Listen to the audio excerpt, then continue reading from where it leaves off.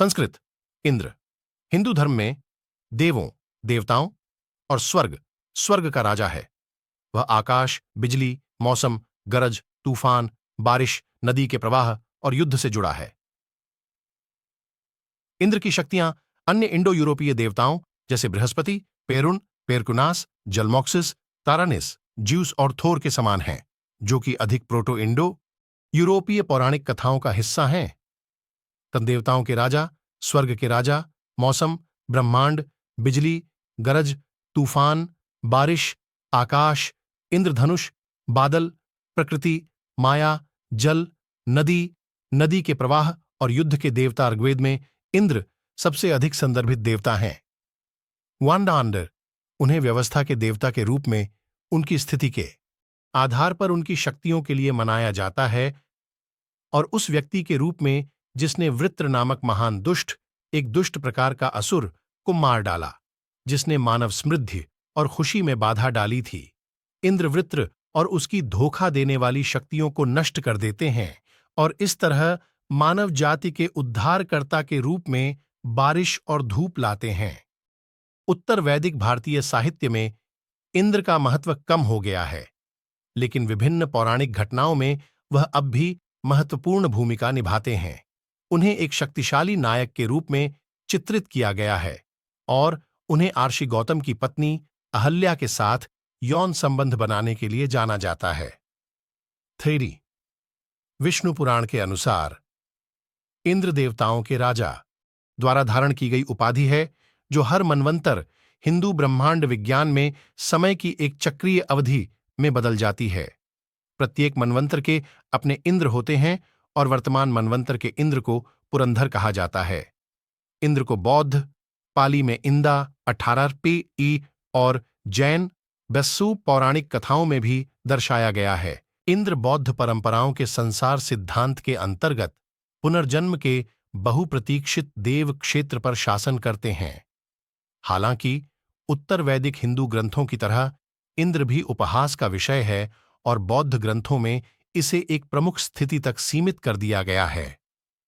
एक ऐसे देवता के रूप में दिखाया गया है जो पुनर्जन्म झेलता है कि जैन परंपराओं में बौद्ध धर्म और हिंदू धर्म के विपरीत इंद्र देवताओं के राजा नहीं हैं, बल्कि स्वर्गलोक में रहने वाले अतिमानवों के राजा हैं और जैन पुनर्जन्म ब्रह्मांड विज्ञान का एक हिस्सा है। वह व्यक्ति भी है जो जैन तीर्थंकर के जीवन के शुभ क्षणों का जश्न मनाने के लिए अपनी पत्नी इंद्राणी के साथ प्रकट होता है, एक प्रतिमा जो स्वर्ग में रहने वाले अतिमानवों के राजा और रानी को श्रद्धापूर्वक आध्यात्मिक यात्रा का प्रतीक बताती है। जैन हजी इंद्र की प्रतिमा में उन्हें वज्र नाम का बिजली गिराने वाला हथियार चलाते हुए और ऐरावत नाम से जाने जाने वाले सफेद हाथी पर सवार दिखाया गया है। इंद्र का निवास स्वर्ग की राजधानी अमरावती में मौजूद है। हालांकि उनका संबंध मेरु पर्वत, जिसे सुमेरु भी कहा जाता है, से भी है।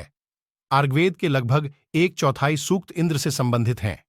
250 सूक्तों के अतिरिक्त 50 से अधिक मंत्रों में उसका स्तवन प्राप्त होता है। वह ऋग्वेद का सर्वाधिक लोकप्रिय और महत्वपूर्ण देवता है। उसे आर्यों का राष्ट्रीय देवता भी कह सकते हैं। मुख्य रूप से वह वर्षा का देवता है जो कि अनावृष्टि अथवा अंधकार रूपी दैत्य से युद्ध करता है तथा अवरुद्ध जल को अथवा प्रकाश को विनिर्मुक्त बना देता है। वह गौण रूप से आर्यों का युद्ध देवता भी है जो आदिवासियों के साथ युद्ध में उन आर्यों की सहायता करता है। इंद्र का मानवाकृति रूपेण चित्रण दर्शनीय है। उसके विशाल शरीर, शीर्ष भुजाओं और बड़े उदर का बहुधा उल्लेख प्राप्त होता है। उसके अधरों और जबड़ों का भी वर्णन मिलता है। उसका वर्ण हरित है। उसके केश और दाढ़ी भी हरित वर्णा है। वह स्वेच्छा से विविध रूप धारण कर सकता है। ऋग्वेद इंद्र के जन्म पर भी प्रकाश डालता है। पूरे 2 सूक्त इंद्र के जन्म से ही संबंधित हैं। निष्टिग्री अथवा शवसी नामक गाय को उसकी मां बतलाया गया है। उसके पिता द्यौ या त्वष्टा हैं। एक स्थल पर उसे सोम से उत्पन्न कहा गया है। उसके जन्म के समय द्यावा पृथ्वी कांप उठी थी। इंद्र के जन्म को विद्युत के मेघ विच्युत होने का प्रतीक माना जा सकता है। इंद्र के सगे संबंधियों का संक्षिप्त विवरण इस प्रकार है। अग्नि और पूषण्ण उसके भाई हैं। इसी प्रकार इंद्राणी उसकी पत्नी है। संभवतः इंद्राणी नाम परंपरित रूप से पुरुष पतिवन के नाम का स्त्रीवाची बनाने से ही है। मूल नाम कुछ और शची हो सकता है। मरुद्गण उसके मित्र तथा सहायक हैं। उसे वरुण, वायु, सोम, बृहस्पति, पूषण और विष्णु के साथ युग्म रूप में भी कल्पित किया गया है। 3-4 सूक्तों में वह सूर्य का प्रतिरूप है। इंद्र एक वृहदाकार देवता है। उसका शरीर पृथ्वी के विस्तार से कम 10 गुना है। वह सर्वाधिक शक्तिमान है। इसीलिए वह संपूर्ण जगत का एकमात्र शासक और नियंता है। उसके विविध विरुद्ध शचीपति, षटशक्ति का स्वामी, शतक्रतु अनपे 100 शक्तियों वाला और शक्र न शक्तिशाली आदि उसकी विपुला शक्ति के ही प्रकाशक हैं। उषस के रथ का विध्वंस, सूर्य के रथ के एक चक्र की चोरी, सोम विजय आदि उपाख्यान भी प्राप्त हैं। इंद्र ने कंपायमान भूतल और चलायमान पर्वतों को स्थिर बनाया है। चमड़े के समान उसने द्यावा पृथ्वी को फैलाकर रख दिया है। जिस प्रकार एक धुरी से दोनों पहिए निकाल दिए जाएं, उसी प्रकार उसने द्युलोक और पृथ्वी को पृथक कर दिया है। इंद्र बड़े उग्र स्वभाव का है।